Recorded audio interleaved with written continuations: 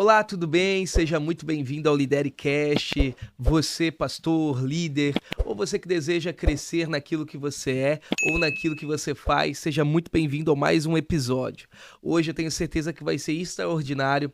Nós queremos te dar ferramentas para que você possa, de fato, expandir aquilo que o Senhor já te deu. Tem muitos convidados na mesa, mas eu vou passar aqui para nossa apresentadora, comunicadora, Suelen. Se conecta aí com todo o público que está nos vendo agora. Aleluia, palavras proféticas. O Senhor tem sido muito bom conosco e colocado pessoas muito importantes para o reino de Deus aqui na nossa mesa. E hoje não é diferente, né, pastor? Um Verdade. casal maravilhoso que vai falar com a gente sobre um tema super importante: educação financeira, finanças e o que é mais encantador, né, para crianças. Liderança jovem também, pastor que É. tem dificuldade aí, ó, com adolescentes, jovens, enfim, Experiência nesse verdade. sentido. Então, e nós falamos muito sobre isso, né, pastor? Que as crianças, os jovens, os adolescentes são o futuro, mas na verdade a gente sabe que eles são o presente, né? É. Então a gente vai falar com esse casal maravilhoso, podem se apresentar na ordem que vocês acharem melhor. Fiquem à vontade aí para se apresentar para nós. Pessoal, muito obrigado por nos receber. É um privilégio estar aqui com vocês. Pastor Bruno, obrigado pelo convite. Suelen. Eu sou Kirsch Borges, né? Somos O ali... nome já é interessante, ó. Kirsch Borges. Isso aí. Muita consoante, né? E minha esposa Gabriela. Prazer pra gente estar aqui, né? Para falar sobre o reino, falar sobre vida, falar sobre propósito e tudo que a gente tem construído também. Então, estamos muito felizes, viemos muito animados para compartilhar um pouco do que Deus tem feito na nossa vida. Que legal. Somos ali de Balneário Camboriú. Somos mineiros, né? Mas mineiros em Balneário Camboriú já há um tempinho. E tem sido um tempo super precioso. Obrigado mais uma vez. E aí, Gabriela, também fala um pouquinho, se apresenta. Eu sou Gabriela, advogada, e também junto com ele aqui na Denários. E é isso, é um prazer estar aqui com vocês e contribuindo aí também. Eu percebi isso que eles são bem jovens e eu comecei o ministério jovem porque casei jovem também, né? Então, eu casei com 19 anos, minha esposa Olha tinha só. 17 para 18. Nós estamos 13 anos casados, temos 2 filhos, o Oliver de 8 anos e a Maitê de 1 ano e meio. E conta um pouco da história de vocês, do chamado de vocês, até chegar depois da Denários, mas como que começou? Começou aqui, começou na terra natal de vocês, quando que Deus ativou esse chamado? E eu tenho certeza que depois a Suelen tem muitas perguntas interessantes, mas vamos começar sobre essa ativação do chamado, como que vocês se conheceram, o propósito, como que uniu. Vou deixar vocês falarem cada um pouco aqui. Perfeito. Eu e a Gabi, nós estamos casados há 1 ano e meio. Pouquinho tempo de casado, né? Mas já vivemos bastante coisa aí. E nós nos conhecemos em Minas. Eu sou muito amigo da família da Gabi, eles são da mesma igreja que eu era em Minas Gerais, em Belo Horizonte. E fiz viagem missionária com a madrinha dela, eu sou amigo, liderei junto com a prima dela durante um bom tempo. Só que nós nos conhecemos meio que de longe, assim, né? Eu sabia da existência dela, mas não tínhamos proximidade alguma. Graças a Deus, É, né? aí é uma outra história. Mas ela fez uma viagem pra Minas pra passar 2 meses de férias lá. E teve uma viagem em grupo. A gente sempre tinha uma turma que viajava pro Espírito Santo junto ali. E aí, nessa viagem, eu tava totalmente focado em trabalho, zero em busca de relacionamento, nada, nada, nada sobre casamento, nada. Eu queria trabalhar, focar em mim, focar na minha carreira.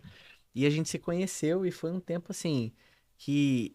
Imagina assim, a gente não tava procurando relacionamento, não tava procurando absolutamente nada disso. Pelo contrário, a gente queria focar cada um na sua própria jornada, na sua vida. E a gente percebeu que o Senhor nos aproximou de uma forma maravilhosa, assim, a gente foi se interessando, se encantando um pelo outro, e ali a gente voltou dessa viagem já praticamente namorando, né, algo de Deus mesmo, e o que a gente constrói hoje juntos, como família e como ministério, eu já tinha recebido isso há um tempo antes, e ela também. Só que quando a gente se conectou, parece que tudo fluiu o propósito, né? Tudo se encaixou ali. E engraçado que logo no começo do nosso namoro, eu recebi uma palavra igual a uma palavra que eu tinha recebido em 2018. Em 2018 eu recebi a palavra de tudo que a gente tem vivido hoje. Legal. E eu não fazia ideia de como isso ia acontecer, de como seria, não fazia a menor ideia. E quando a gente começou a namorar, acho que uma semana depois, eu recebi a mesma palavra, com os mesmos detalhes na frente dela, e ela já tinha ouvido a história. Então foi uma coisa impactante, assim, nada esperado, e a gente percebeu que, de fato, Deus estava fazendo algo nas nossas vidas. Que legal. Foi assim mesmo, Gabi? Sim, então, eu falei, graças a Deus que a gente não se conhecia na época da juventude, assim, né? A gente é jovem, né? Mas Na adolescência. porque eu era totalmente sem identidade. Eu tava totalmente perdida, totalmente frustrada, totalmente traumatizada, enfim. E ele já tava, né, numa caminhada com Deus, e eu não, eu tava fugindo disso. E aí, quando a gente se reencontrou, há quase 2 anos atrás, né, ele ficou impactado porque eu tava completamente diferente do que aquela Gabriela que ele conheceu há uns 6 anos atrás, né? Realmente. Completamente diferente. Porque Deus, ele realmente me transformou.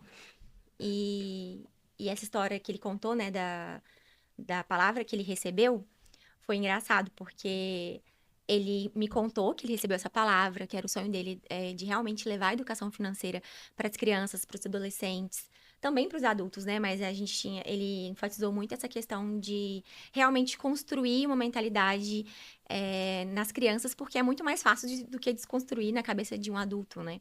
Eu já trabalhava com isso, só que no mercado formal, né, no mercado financeiro Isso. tradicional, e eu tinha o sonho de fazer isso para criança, eu não sabia como. Tem a própria empresa dele voltada para isso. Mas era algo, assim, que parecia muito distante ainda, muito distante. E eu fiquei encantada quando ele contou, a gente ainda tava se conhecendo, né, na amizade mesmo. E aí foi quando eu tive uma visão, né, a gente tava orando querendo, né, se relacionar, e aí eu tive uma visão de nós dois de mão dadas, orando por um monte de adolescentes, assim, e jovens, assim, ó. E quando ampliava, era muitos, assim, não dava pra ver o final. E aí eu falei, então, tá bom, Senhor, então, graças a Deus. Eis-me aqui, né? Eis-me aqui. E aí, faltando uma semana pra eu voltar de novo pra cá, pra Balneário, no caso, porque eu tava passando as férias lá na nossa cidade, a gente tava assim, né? Eu vou, você volta, vamos orar. E aí a gente foi numa igreja que eu frequentava lá. E aí no final o pastor foi orar pela gente, assim. Tipo, despedindo dela. E aí ele pegou na mão do Kish assim e falou: eu tô tentando te enxergar aqui, mas eu só te vejo lá. Que os planos que o Senhor tinha pra ele tava lá, em Balneário, e não em BH. Eu, glória a Deus. Porque eu amo Balneário. E ele amava Belo Horizonte, né? Amo, né? Ainda. Pô, Eu BH, falava, pelo amor de Deus. BH é bom demais. pão de queijo, né? Mas eu falava, por você eu volto, sem problemas nenhum, né? Eu amo Balneário, mas por você eu volto. Mas aí, quando Deus, né, mandou lá, passou a falar com ele, aí eu falei, glória a Deus. Que bênção. E aí, tipo, ele foi e repetiu toda aquela profecia que ele já tinha me contado antes. Esse pastor repetiu, tipo, em outro lugar, em outra igreja, com detalhes, e eu fiquei, tipo assim, assustada. E o Kish só sabia chorar, né? Chorou até outro dia, tava chorando ainda, porque foi muito forte. E desde então a gente começou a Denários, assim, e foi muito impressionante quando a gente tá disposto a obedecer o quanto Deus parece que... É isso. Claro que o inimigo se levanta, mas ele isso cai. A obediência gera recompensa, né? Su, vou deixar tu criar tuas perguntas aí para abençoar os pastores que estão em casa aí. É sempre assim, né? A gente cria uma expectativa, mas quando a gente começa a ouvir as histórias, o Senhor vai mostrando qual é mesmo o propósito de tudo isso, de uma mesa dessas, né? Então, a primeira coisa que eu percebo, assim, é realmente aquela frase que todos falam, que pode parecer clichê, mas Deus não une pessoas, Deus une realmente propósitos, né? E esse propósito, esse despertar, esse plano de Deus que já estava sobre a sua vida e aí só transbordou, né, para a vida da Gabi, eu vejo o quanto é importante. Então, vamos pensar a partir daqui. O nosso podcast, né, o Lidericast, o pastor teve essa impressão dos céus aí para que a gente pudesse derramar sobre outros pastores, sobre lideranças, né? Então, nesse sentido, nós vamos falar hoje de educação financeira, especialmente para crianças e adolescentes. A Gabi falou algo que nos corações das crianças é mais fácil, né? Porque Isso. nós construímos algo. E quando lidamos com adultos, nós temos que desconstruir. E aí tem toda a bagunça da demolição para construir novamente, né? E eu vejo Jesus falando muito sobre isso, né? Deixai vir a mim as crianças, porque delas é o reino, né? Então nós temos que ser como criança. E essa vontade que eu vejo assim, ó, você já tinha esse trabalho, e aí você olhava para isso e falava assim, ó, eu quero isso no ministério, né? Eu quero isso para dentro do reino. Então você começou a viabilizar isso, certo? Sim. E hoje, assim, tipo, isso já é um projeto que você já atua, já trabalha, eu sei que já, mas só para que eles possam entender. Sim. Fala um pouco da Denários e de como ela funciona para nós. Perfeito. Adorei seu comentário, adorei sua abordagem, porque é exatamente isso, né? Dentro do mercado financeiro, eu fui perceber que uma coisa, assim, que pode ser um ponto de partida, as pessoas, elas são governadas pelo dinheiro, né?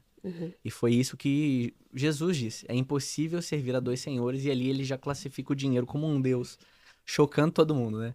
Então, o ponto é que a gente percebe que há um governo espiritual sobre a vida das pessoas, e eu percebi isso há muito tempo atrás, inclusive quando eu entrei no mercado para trabalhar. Na minha cabeça, por exemplo, esse governo do dinheiro atuava sobre a vida de pessoas que não têm recursos, pessoas que vivem em escassez, e eu fui perceber que não. Eu fui perceber que isso é algo patológico no país, na nação. E ok, a Denários nasce exatamente nesse contexto. Ela nasce em um desejo de trazer educação financeira para as pessoas. Então ela nasce primeiro como consultoria. Dentro da consultoria, o meu maior trabalho era desconstruir crenças, entendimentos e conhecimentos a respeito do dinheiro. Percebendo que eu tinha que desconstruir, nasce uma demanda muito forte, que era qual? Os pais estavam aprendendo algo que eu percebia que era essencial que eles transmitissem para os filhos. E aí, aplicando muito a minha formação, ao meu contexto, ao meu desenvolvimento, eu percebo que há uma separação muito forte de gerações. Eu até compartilhei um pouquinho disso aquele dia no treinamento. Eu fui criado num contexto de que coisa de criança é coisa de criança, coisa de adulto é coisa de adulto. Aqui já nasce uma não inclusão da criança no ambiente familiar como um time, como uma equipe. E a criança, então, não tem incentivo algum a aprender sobre o que a família está construindo, que tem tudo a ver com dinheiro. Tem tudo a ver com liderança financeira, tem tudo a ver com isso. E ela é separada desse ambiente. Às vezes a criança está crescendo num lar que tem um ambiente escasso e ela nem sabe daquela realidade, ela não entende. E Mas aí ela tá dentro daquilo. ela tá dentro daquilo, e às vezes ela vai sofrer consequências que ela não sabe de onde vem. E às vezes aquela criança também tá num ambiente abundante e próspero, mas ela também não tem consciência, ela não faz ideia e ela cresce afastada daquilo. Então a Denários, ela nasce para integrar isso. Então eu vejo que uma das coisas mais preciosas que nós fazemos é a integração da criança e do adolescente dentro do contexto familiar completo, como um time, uma equipe que está crescendo juntas e prosperando juntas. Então, finanças não é coisa de pai e mãe, finanças é coisa de família, finanças é coisa de um time. E nem só de adulto, mas de gente, né? Já Isso. começa na infância, né? Que legal. E deixa eu fazer uma pergunta também, se eu puder. Você falou sobre o ambiente de escassez, pessoas que são governadas pelo dinheiro. E quando a gente olha para dentro da igreja local, né? Vocês percebem, hoje é uma realidade, não vou nem perguntar se vocês percebem, mas nem toda igreja é saudável, deveria ser, mas nem toda comunidade, nem toda igreja é saudável. Porque nós vemos que às vezes tem pastores que estão sendo governados pelo dinheiro também. Tanto que uma das instruções que Paulo dá a Timóteo é para cuidar com a ganância, né? Como trabalhar também, né? Dentro da igreja, vocês já trabalham no Ministério Infantil com as crianças para que elas possam aprender. Queria que a Gabi falasse um pouco disso, que eu sei que ela gosta dessa parte, ela atua disso também, mas depois eu queria que o Kirsch falasse como desconstruir esse apego, esse domínio dos pastores do dinheiro. Porque existe duas linhas, existem pastores que são governados pelo dinheiro numa mentalidade de escassez, que nunca dá, que nunca pode, Pode. que é tudo muito difícil, Uhum. que é tudo muito deserto, que tem que ser assim mesmo sofrido, aquela teologia franciscana, né, que da pobreza, de não poder ter, mas existe o outro extremo também da prosperidade antibíblica, que é tipo, não, todo mundo vai ter tudo, todo mundo vai ter Uhum. demais da conta, e como ajudar através do conhecimento também essas pessoas a romper com a escassez e a romper com essa ganância ruim que as escrituras falam, né? Então eu deixo essa pro Kish, mas queria que a Gabi falasse também sobre as crianças, a importância de já formá-los dentro da igreja para que eles possam ser adultos prósperos, cristãos saudáveis, prósperos, gente que vai ofertar, dizimar, contribuir com alegria de uma forma saudável, porque não tem esse apego. Sim. Então, é outra coisa também que a gente fala muito, né, quando a gente dá essas palestras dentro das igrejas, é que não é o, não é o pecado, não é ter dinheiro, mas sim o amor. Aquilo governar a sua vida. Então, a gente faz toda uma construção, não só para as crianças e os adolescentes, mas também para adultos, né? Através de palestras, através de mentorias para líderes, até mesmo para eles comunicarem isso para os liderados deles também, né? Então, eu acho muito legal, a gente sempre tá, né? Querendo entrar dentro das igrejas justamente para isso, para mudar essa mentalidade do povo como um todo. E principalmente na questão de não condicionar as coisas à questão do dinheiro. Não gastar e doar e ser generoso de forma imatura, né? De forma Não, eu vou dar inconsequente, né? tudo que eu tenho porque é pela fé e Deus vai prover, não é? Não, mas é uma questão de que tudo que a gente for fazer, se a gente tiver objetivos claros, né? E estabelecer ali um planejamento, vai acontecer. É inevitável. Né? Então, eu acho que tudo começa ali, né? Na gente ter a consciência do que é o dinheiro. E é isso que a gente ensina para as crianças, para elas entenderem o que é o dinheiro de fato, a essência do dinheiro, o dinheiro como uma ferramenta e não como um fim em si, né? Ele é uma semente que, se ele for bem plantado, ele vai gerar muitos frutos. Se ele for plantado no lugar certo e com paciência, né? Assim como a gente faz, né, uma dinâmica com eles de plantar uma sementinha e eles regarem, eles cuidarem. Porque se eles não tiverem paciência para uma plantinha crescer, imagina quando eles tiverem um dinheiro na mão, né? Então a gente começa desde a semanada, da mesada, a gente trabalha tudo isso desde o início para que eles sejam adultos aí, porque o dinheiro eles vão lidar pro resto da vida, né? E como é um problema grande a administração financeira como pastor, eu não dou aula nisso, mas eu tenho uma boa experiência com o dinheiro no administrá-lo, né? Mas como eu vejo pessoas patinando por não ter essa sabedoria. Mas voltando para o lado dos pastores ali, que fala um pouco conosco ali sobre como romper nessa cultura, essa mentalidade, ou de quem vive em escassez, ou quem vive de uma ganância absurda, né? Pastor, eu vejo interessante, é um problema muito forte, em primeiro lugar, de identidade. Eu percebo isso. Identidade em quê? Quem nós efetivamente somos em Cristo e o que a cultura e a tradição dizem a respeito do que nós somos. Igual você comentou sobre a questão do franciscanismo, né?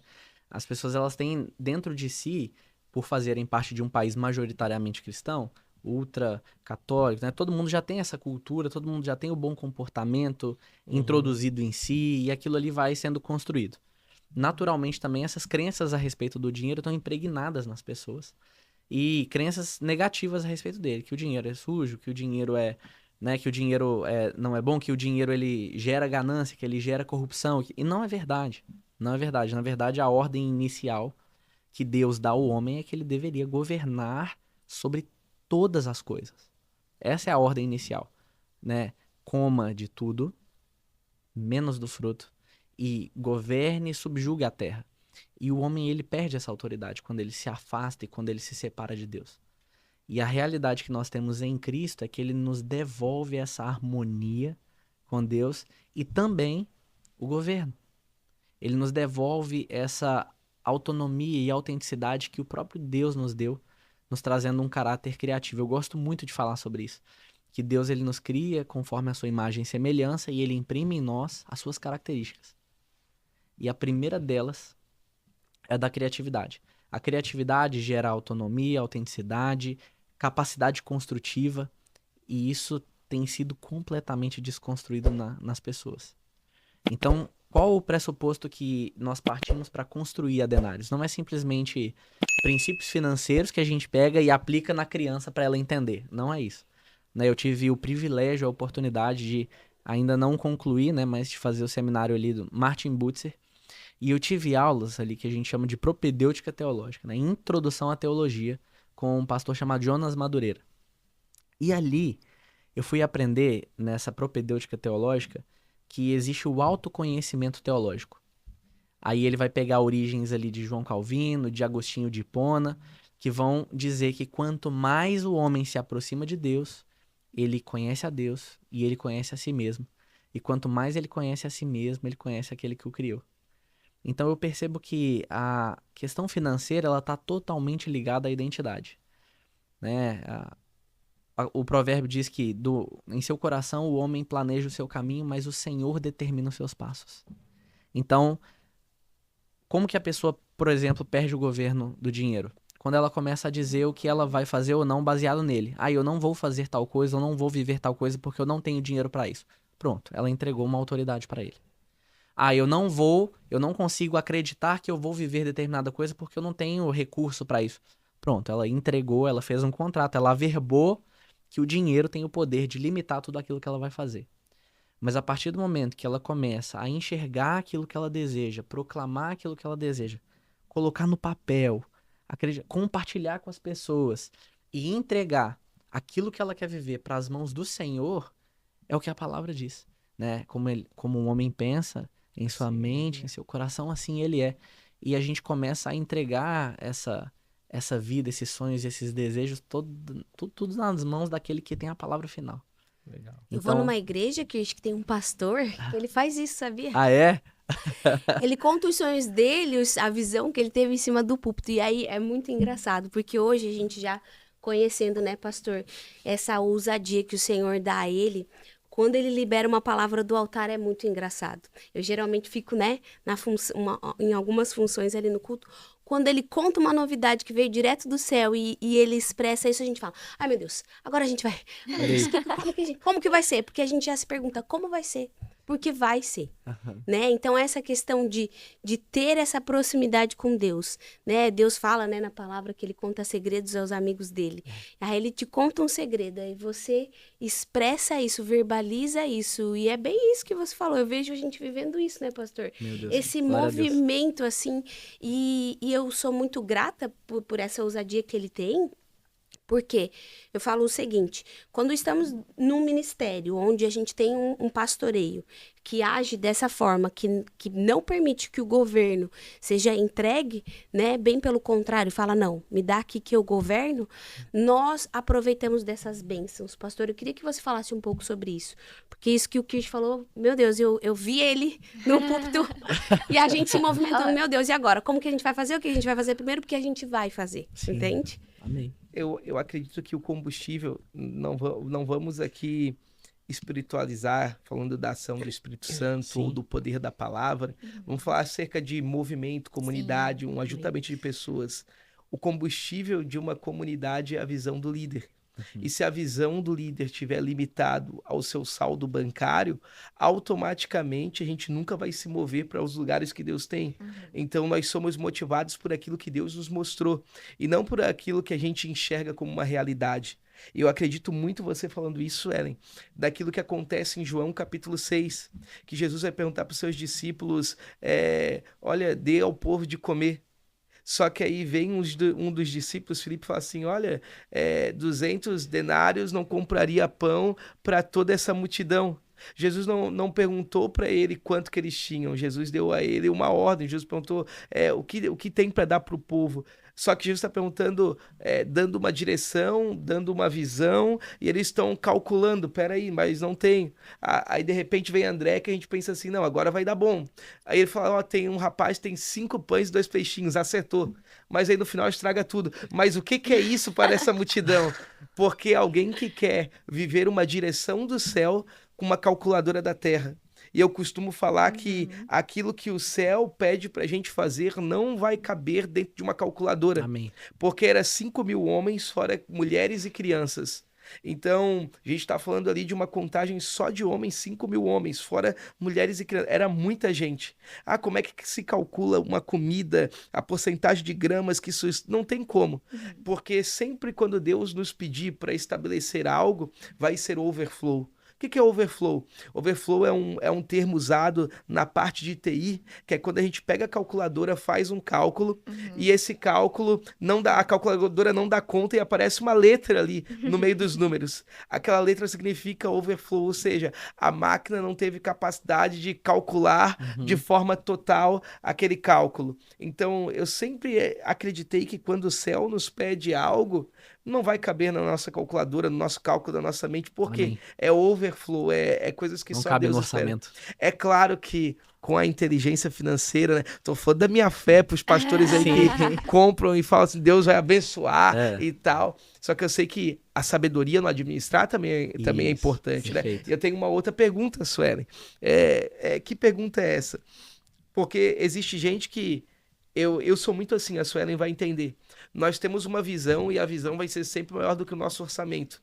Mas isso também não me impede de administrar bem para ter pelo menos o início.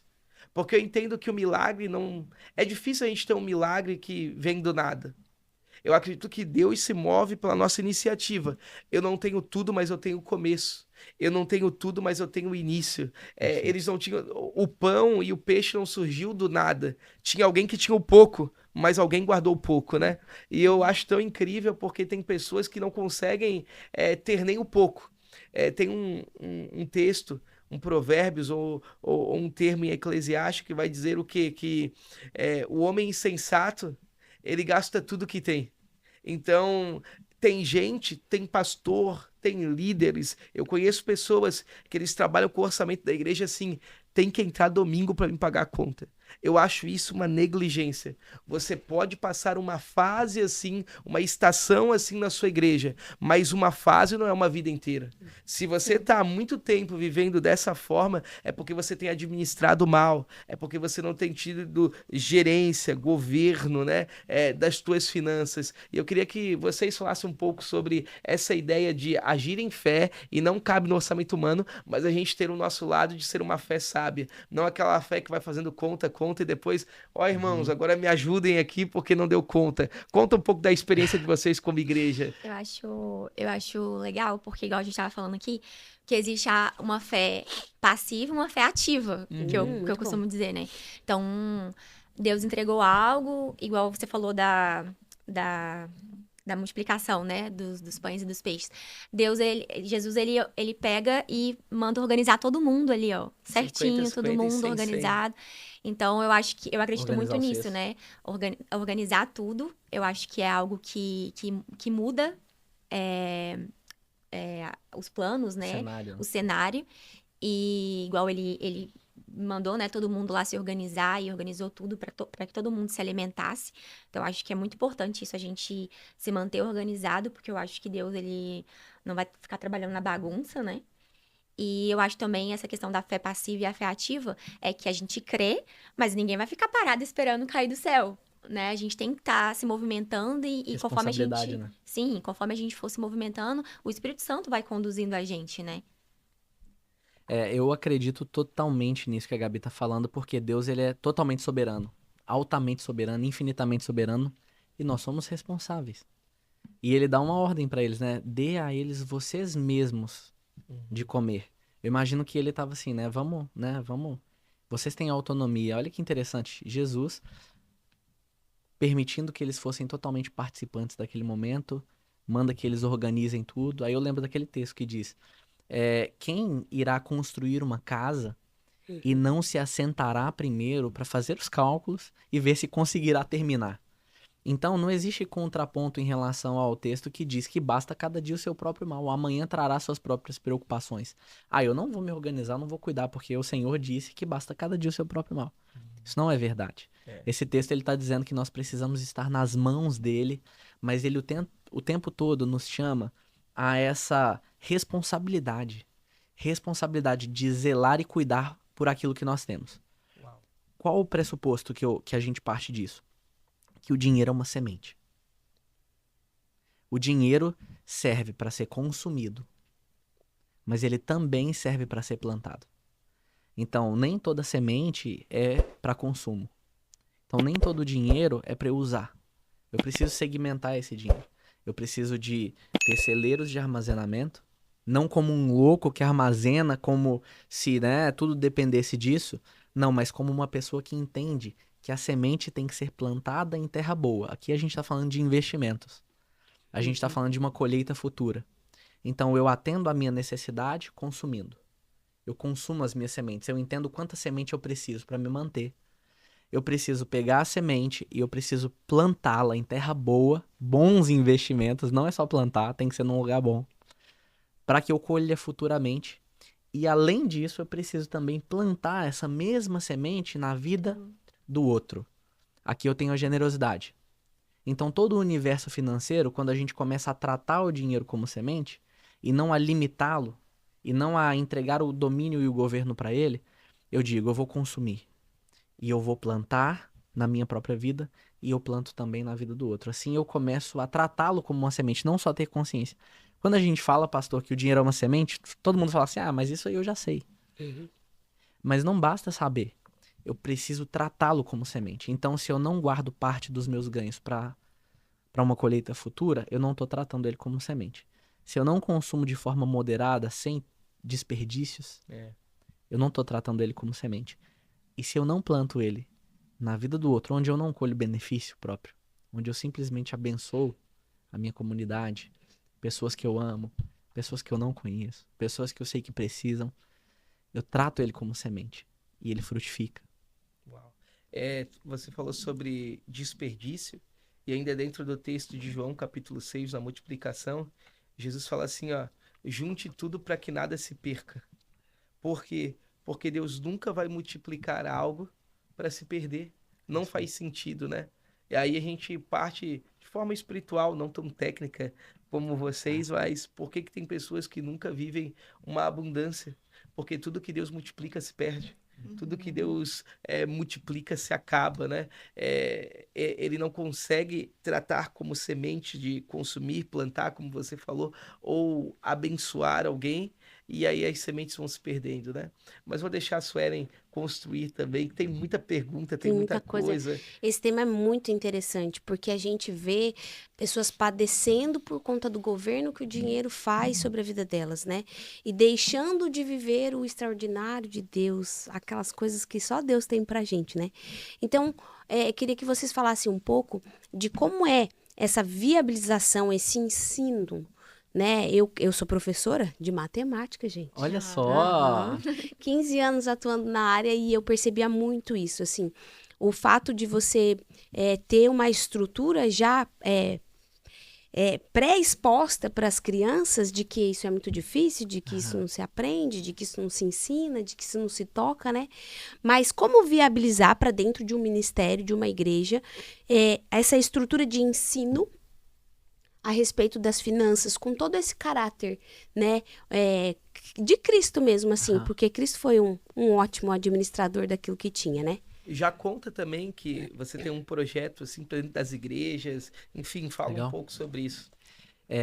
Na prática, né, tem uma coisa que eu e a Gabi, a gente liderou durante um tempo crianças e adolescentes na nossa comunidade, e uma coisa que a gente falava desde o começo, né, que a gente via esse erro acontecer às vezes, que é a subestimação. Tipo assim, eu não vou... eu preciso entender aqui como que eu vou comunicar isso para eles entenderem da melhor forma. Eles são muito inteligentes. Nossa, eles são mais inteligentes do que a gente imagina. Eles são uma terra fértil. Eles precisam ser ensinados, né? Criança e adolescente, eles precisam de... Às vezes tem aquela questão de que poxa, como que a gente vai entreter? Como que a gente vai aí coloca uma roupa, né? Como se fosse se parecer com eles e coloca um ambiente e às vezes a gente não ensina com profundidade aquilo que deve ser. Não, eles são uma terra fértil, tem que ser tudo que a gente puder ensinar para eles da forma mais prática possível, é maravilhoso. E aí, como que a gente cria isso para o universo financeiro? A gente cria de forma que, dentro do mercado, como um assessor, por exemplo. Vamos lá, eu como um assessor de um banco ou uma corretora, eu tinha muita dificuldade para fazer e ajudar as pessoas a fazerem bons investimentos. Porque as pessoas têm medo, né? O pastor tá super envolvido nessa área e vê que as pessoas têm muito medo de investir, de colocar o dinheiro para rentabilizar em algum lugar. As pessoas têm medo de que isso aconteça. Porque elas não conhecem o dinheiro essencialmente, elas não conhecem as estruturas financeiras, elas não conhecem as ferramentas que serão utilizadas. Então, percebendo tudo isso, eu inverti o caminho. Eu falei assim, poxa, eu vou então trazer um ensino que é pautado nos fundamentos para que eles entendam e não tenham dúvida de como fazer. Então a gente começa ensinando para eles o que o dinheiro é. O que o dinheiro realmente é e qual foi o desenvolvimento na história para que o dinheiro hoje fosse o que ele é. Hoje, quais são os conflitos das pessoas? Ah, poxa, fulano de tal nem tem uma qualificação e ganhou muito dinheiro. Talvez aquela pessoa entendeu regras do jogo e da vida financeira que a pessoa que é super qualificado não entendeu. Então, o que aconteceu aqui? A pessoa que às vezes ganhou muito dinheiro entendeu o desenvolvimento do dinheiro na história e a outra pessoa que é super qualificada não entendeu. Então, ela também ficou de fora desse movimento. Então, por exemplo, hoje o dinheiro é algo totalmente digitalizado. Ele se tornou algo intangível. Ele se tornou algo que não é palpável. Tem gente que ainda acha que o nosso dinheiro é lastreado. Tem gente que acha que o dinheiro do Brasil é baseado em quanto de reserva de valor que o país tem guardado. Isso não existe. Tem gente que acha que o dólar é baseado em quanto os Estados Unidos têm de reserva de valor. Isso não existe. As nossas moedas, elas são baseadas em relacionamento e confiança. Olha isso. Quando a pessoa começa a entender essas coisas, e aí a gente vai falar, por exemplo, que nem o dólar é lastreado em ouro mais desde 1970, a pessoa começa a virar a cabeça e ela começa a falar assim, não, meu Deus, o que tá... Mas, então o que garante o valor de uma... Aí a gente precisa voltar tudo. Aí a gente vai lá pro escambo, lá pra origem do dinheiro, pras trocas. E as crianças, elas começam a intermediar entre elas, fazer trocas. E elas começam a entender que o dinheiro são relações de trocas comerciais. E os adolescentes a mesma coisa. E os adultos a mesma coisa. A gente ensina finanças. Eu mudei a minha consultoria para adultos completamente depois que a gente começou a criar os materiais infantis e para adolescente. Nossa. Porque o caminho do dinheiro é outro. E aí a gente vai lá para as intermediações até que as moedas nascem. Até que a gente tem algo que representa valor e assim a gente vai desenvolvendo. Então o ensino, ele é esse. O caminho que a gente investe, a forma que a gente faz é trocar o óbvio. A gente vai por um caminho mais lúdico, mais divertido, mais interessante, por meio de histórias, por meio de coisas que vão realmente ter efetividade ali na vida delas. E como colocar isso, Gabi, dentro da igreja, assim, né? Como o ministério infantil pode começar a introduzir esse tipo de ensino também como aula, né? Que a gente sempre aprendeu ali sobre o Noé, sobre o Jonas, sobre... José. E como não infantilizar tanto os personagens da Bíblia, mas ensinar também coisas que preparem a criança para o dia a dia, né? Sim, no quesito bíblico, tem várias passagens, né? Tanto é que o nosso material, ele tem muita base bíblica, né? Tem várias passagens que dá para ensinar baseado na Bíblia, como a história de José, por exemplo, né? O tanto que ele foi... como ele governou ali e fez a reserva de emergência, como que ele conseguiu, né, fazer a região ali lucrar depois com isso. Então, tipo assim, a gente ensina desde de novinhos ali. Vocês têm que ver as crianças fazendo leitura, né, do cenário econômico, explicando sobre inflação, porque a gente ensina isso de forma bem lúdica, através de fazendo cupcake com eles, ensinando eles a precificarem. Então, tem como incluir tudo isso e usando uma linguagem bíblica, porque tudo que a gente ensina tá pautado na Bíblia, né? Como a gente já falou aí várias vezes sobre o governo do dinheiro, está pautado na Bíblia. O dinheiro como um senhor, né, na vida das pessoas, como a história do José, por exemplo. Então, tem várias passagens na Bíblia que ensinam sobre o dinheiro. Fala mais sobre dinheiro na Bíblia do que eu acho que qualquer outra coisa, né? É mais que céu e inferno. Uhum. Uma coisa bem prática que os pastores podem aplicar na rotina da igreja e no ministério infantil é a questão de criação de produto, por exemplo. É super prático e é muito eficaz para a compreensão do que é o dinheiro. Porque, por exemplo, quando a gente faz na aula com eles o cupcake, a gente está ensinando economia. E a gente está ensinando gestão financeira. E a gente está ensinando empreendedorismo. Consequentemente, a gente ensina abordagem e venda. Olha que interessante. Então, numa aula que eles fazem bolinho, eles não só fazem o bolo, eles consomem. Depois que eles consomem o bolo, eles fazem mais bolo, aí eles embalam e precificam. Depois que eles embalam e precificam, eles aprendem a apresentar o bolo que eles fizeram e a gerar valor. E depois eles vendem. Aí eles pegam o dinheiro, eles já precificaram. Então eles entendem os custos, eles conseguem produzir mais e fazer o processo de novo. Então, quase todas as nossas lições, elas são voltadas à jornada do dinheiro. Aquisição, gestão, multiplicação e proteção. E Legal. e também é uma parte do bolo, eles doam.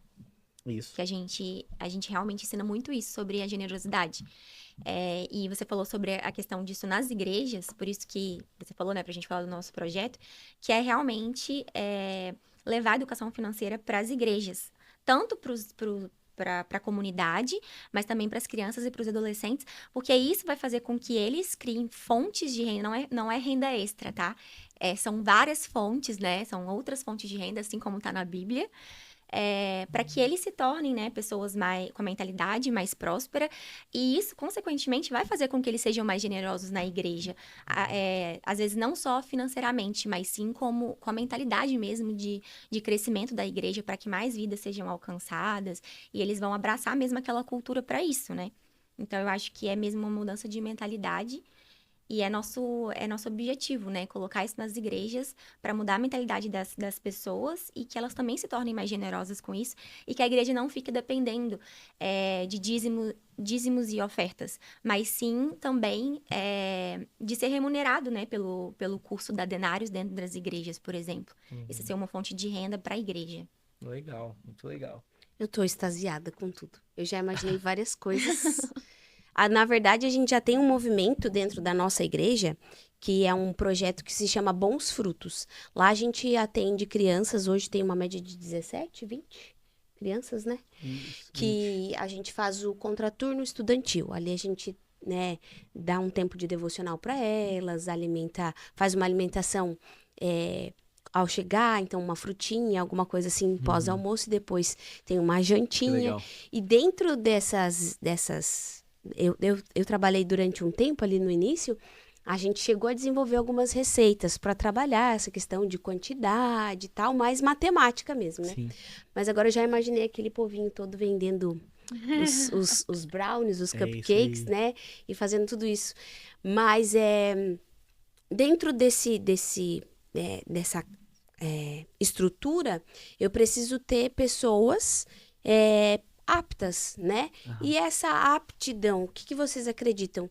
Que eu, né, como um membro ali, ou um líder, como que eu posso me capacitar? Ou como que eu devo buscar? Ou como que eu fluo nessa área?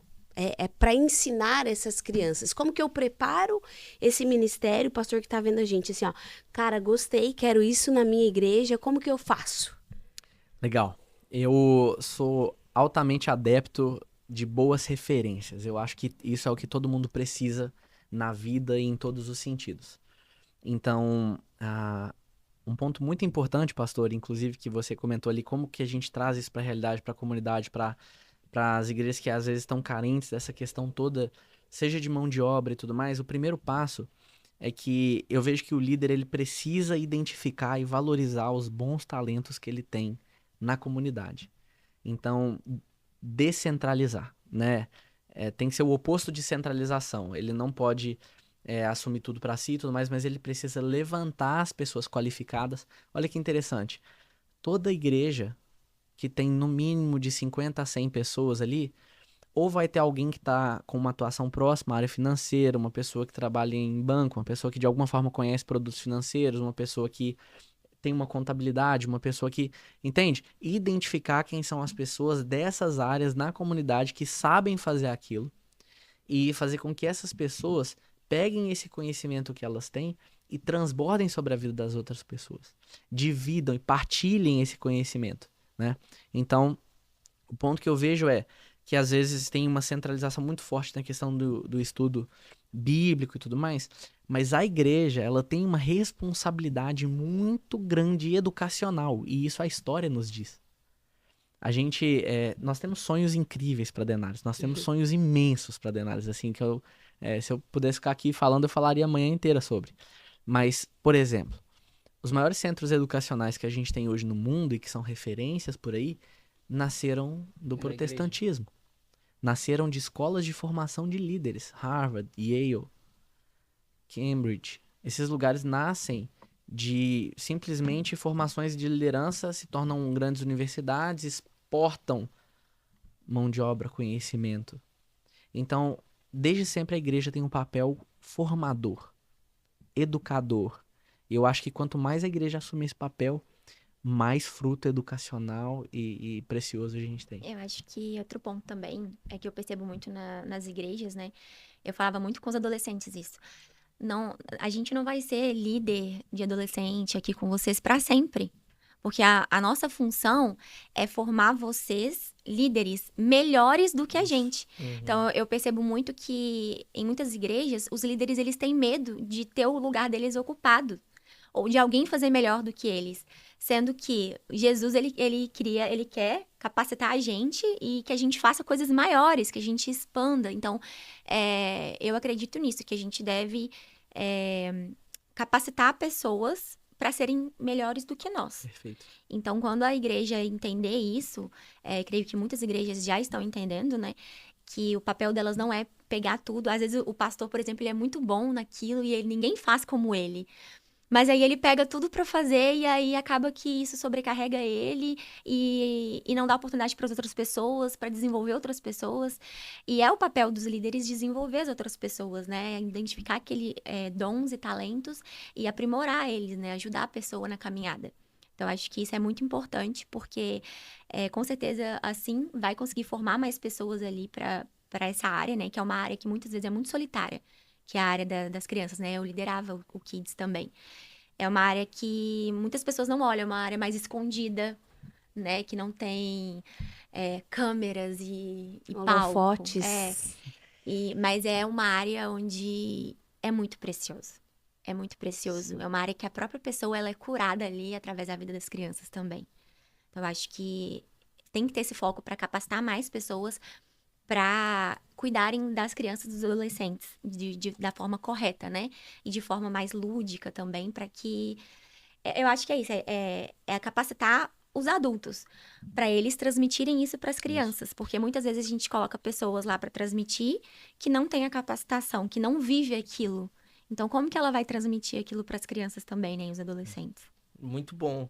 Eu fico impressionado, né? Como existe uma multiforme graça de Deus, né? De atuação em determinados, em vários ambientes dentro da igreja, como também a parte infantil, com a educação financeira.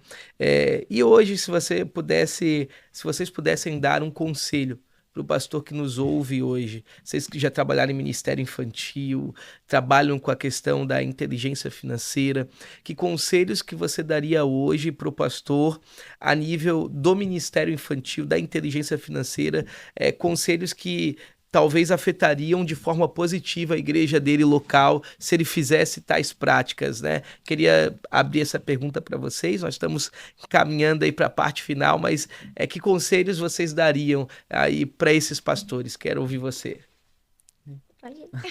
Eu acredito que ter uma mentalidade de investimento sem medida, naqueles que são a igreja de hoje, naqueles que são a igreja de hoje e os líderes de amanhã.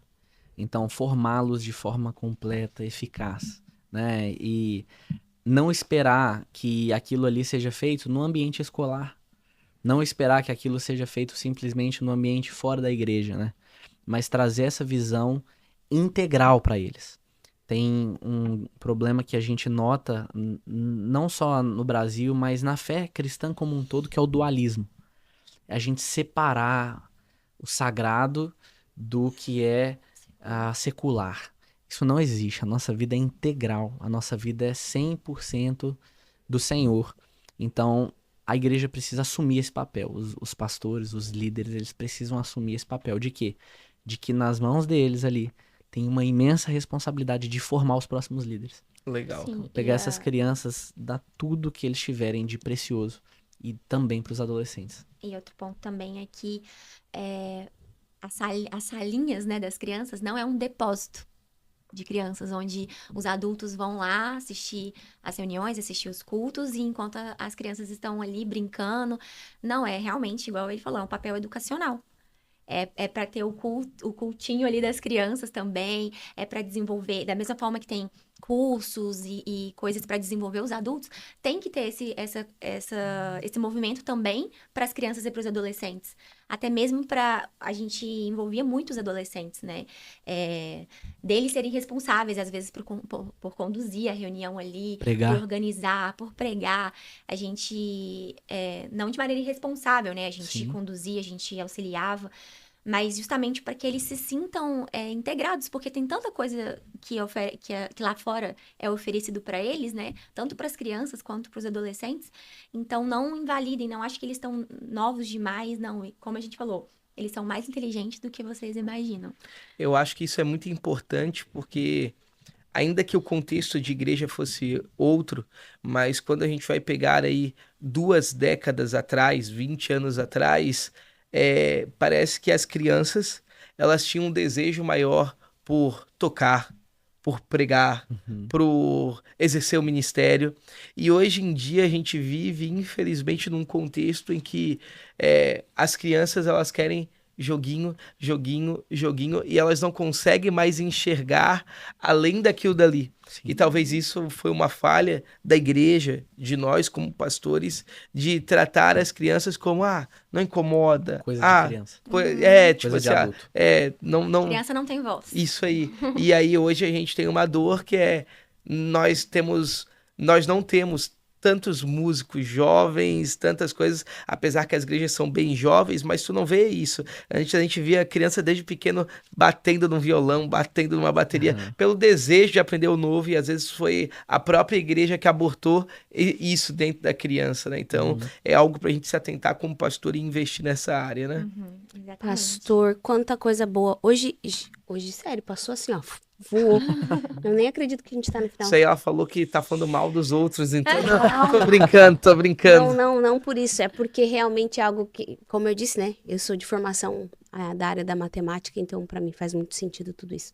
Pastor, mas essa questão toda que nós discutimos até agora, né? O senhor acabou de falar, talvez nós como igreja abortamos. Mas o senhor, como pastor, consegue viabilizar? Hoje o senhor tem algo que viabiliza o que o Kirsch falou? Olhar para dentro da igreja, olhar para os membros e falar, esse faz isso, deixa eu chamar eles para perto. O senhor consegue viabilizar e passar isso para os pastores? De como fazer vamos pensar assim, olhar para esse povo e falar, esse, vem para cá, faz isso. Como que funciona hoje essa estrutura?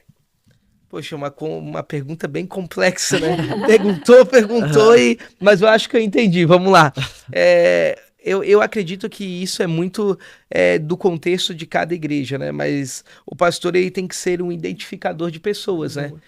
Uma das coisas que eu acho que é completamente errada dentro do ministério é você colocar pessoas para tampar o furo de uma necessidade. É você colocar num carro uma roda de bicicleta para falar que tem uma roda e que tentar andar. Não vai funcionar, vai ser disfuncional. Então eu acredito que Jesus, ele vai colocando as pessoas no lugar certo, como? Primeiro orando. Ele vai para o monte, ele ora e vai buscar a direção de Deus. Nada que eu fale substitui a tua vida de oração e o discernimento que Deus vai dar dentro do teu espírito. Mas depois que Jesus, ele ora, ele desce e ele começa a chamar aqueles que ele quis para si.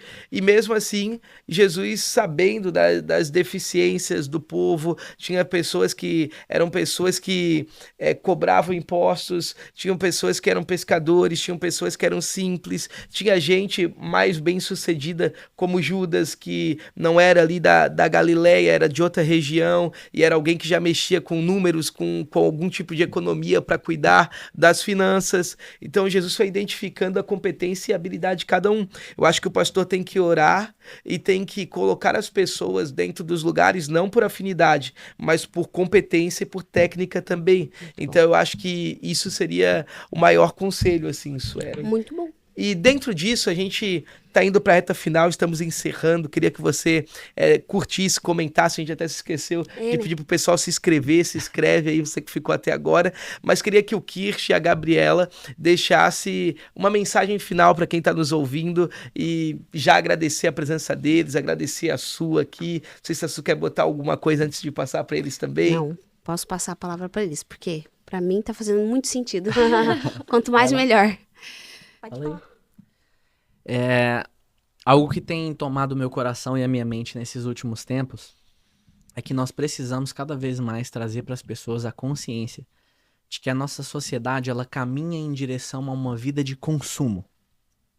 O consumo talvez seja o nosso maior rival, nosso maior oponente. É o maior oponente da vida financeira, é o maior oponente das igrejas, porque as pessoas elas vivem uma vida ali às vezes de se assentar e consumir, criticar e pouca construção e criatividade.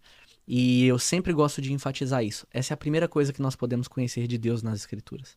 No princípio, Deus criou. E Ele nos fez a sua imagem para criar. Quanto mais a gente criar, quanto mais a gente estimular que as pessoas criem, que elas sejam criativas, que elas sejam encorajadas a criar cada vez mais, menos nós teremos ansiedade, depressão, tristeza, baixíssimos desempenhos e pessoas que simplesmente consomem. Eu acredito que tem uma guerra travada entre o consumo e a criatividade, e isso tem levado a sociedade para esses quadros que a gente encontra hoje. A gente tem identificado isso especificamente no contexto financeiro, mas isso expande para todas as áreas da vida. Então sejam promotores e discípulos dessa palavra de criatividade, sabe? Estimulem e façam com que as pessoas sejam totalmente criativas. Muito legal. Queria agradecer, foi muito bom. Não sabia que eu ia participar, mas foi muito bom estar com vocês, com pessoas que realmente têm a mentalidade, né, voltada para aquilo que Cristo deseja. E eu queria aproveitar, né, para abençoar o pastor, abençoar todos os pastores que estão nos ouvindo, né, pra gente... a gente falou tanto de generosidade, né? Então, Sim. A gente queria abençoar vocês com a palestra nas igrejas de vocês, seja para a comunidade ou seja voltada específico para líderes, para que a gente possa realmente construir aí para o reino um mundo melhor. Perfeito. Muito legal. Muito obrigado. Nada, a gente vai deixar na descrição todas as redes sociais, né, disponíveis para vocês terem acesso a denários. E nós queremos Chamá-los para implantar isso nas suas igrejas também. Isso é muito importante, porque há uma disposição, né? Há uma chamada disposta aí a servir as igrejas e isso é muito valioso. E agradecer, como o pastor falou, a gente se empolgou e a gente esqueceu de falar. Curte, comenta, compartilha, acessa as nossas redes sociais para você ter à disposição. Hoje eu tenho a ideia de que dentro da igreja nós temos é como se fosse um berço, né? Como se fosse um ninho. E poucas pessoas têm aproveitado, né? Muito se fala, temos que pregar fora, e sim, nós temos que pregar fora quando estivermos preparados, porque ali é um ambiente onde a gente pode se preparar. A gente vê, você falou muito da cultura do consumo e como vivemos isso, né? E pessoas totalmente capacitadas, com capacidade de fazer algo, chegar e falar, pastor, tenho algo para fazer, né? Viabilizo. Então, que vocês sintam-se encorajados para assumir esse papel de criativos, né? Em nome de Jesus e fazer parte de tudo isso. Pastor, pode dar tchau para nós? É isso aí. Tchau, tchau, galera. Que Deus abençoe. Até a próxima. Não esquece de compartilhar com todo mundo aí esse podcast. Beijo. Tchau, tchau. Valeu.